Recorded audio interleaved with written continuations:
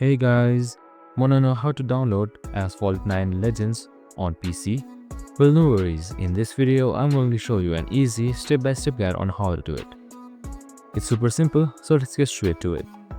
Now first up, what you can do is hit towards the search bar right here and simply type in Microsoft Store. Now just simply click on Microsoft Store, and once the store opens, right up here you can see this search bar. Simply click on it and then search up for Asphalt Legends. So right here you can see Asphalt Legends Unite. This stands for Asphalt 9 basically.